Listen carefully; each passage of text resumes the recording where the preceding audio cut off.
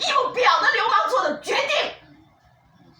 世人能不能做这样决定？没有什么智慧，没有什么智商，更没有什么道德。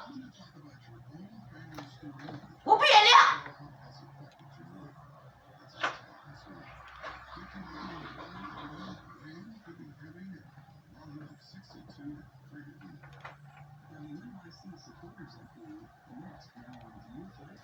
你照我，你知法犯法，治人的肖像权，你没有资格这样的任意侵犯冒犯的，你公开的侵犯冒犯。我照所有变态，这个公寓里所有变态都是我的权利。我跟你没有任何关系，伊莫，我不认你什么货色，你不过也是一个犯罪分子。